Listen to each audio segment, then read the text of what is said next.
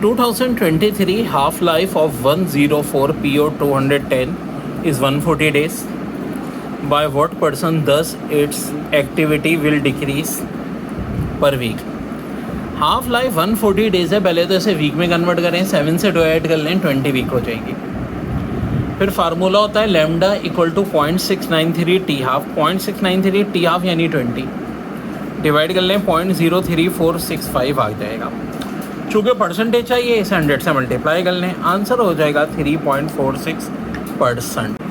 कह रहे हैं calculate the temperature at which root mean square nitrogen molecule 3300 metre पर सेकेंड. देखिए चेंज ये कि आमतौर पे रूट मीन स्क्वायर वेलोसिटी पूछते हैं, यहाँ दे दी गई है और टेम्परेचर पूछा है. बात हो रही है नाइट्रोजन की जिसका मॉलिक्यूलर वेट 28 होता है. एवोगाड्रो नंबर से डिवाइड करेंगे. लेकिन भाई कहानी में एक ट्विस्ट है, यहाँ जो मास चाहिए ना वो ग्राम में नहीं बल्कि केजी में चाहिए. 28 तो ग्राम है तो इसे केजी में कन्वर्ट कर लेंगे. 4.65 इंटू 10⁻26. अब देखें ये फार्मूला होता है VRMS equal to 3kT/m.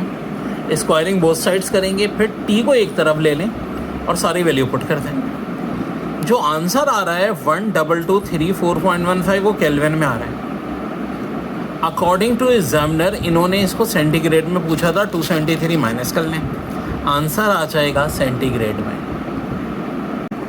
Particle of charge 3.2 into 10⁻19 coulomb and mass 2.48 into 10⁻27 kg is held motionless between two horizontal plates separate by 5 cm.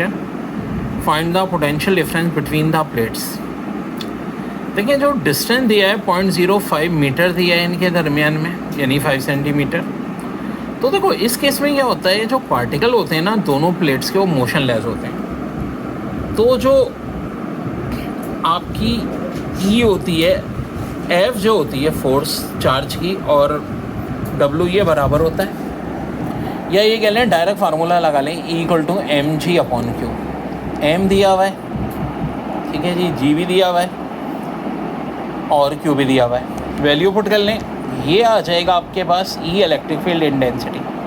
इसको D से मल्टीप्लाई कर लें, D 5 सेंटीमीटर है, 0.05 मीटर हो जाएगा. ये फाइनल आंसर आपके पास वोल्टेज का आ जाएगा.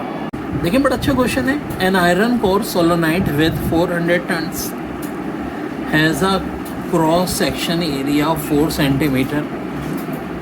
Current of 2 ampere passing through it produces 0.2 वेव per metre square. What EMF is induced in it if the current is turned off in 0.1 second? What is its self inductance? देखो बेटा सबसे पहले बात तो एरिया को सेंटीमीटर में ना मीटर स्क्वायर में कन्वर्ट करना है.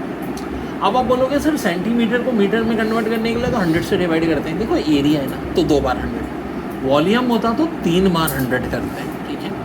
और चूँकि सेंटीमीटर है 100 से कर रहे हैं, मिलीमीटर होता तो किससे करते हैं 1000 से.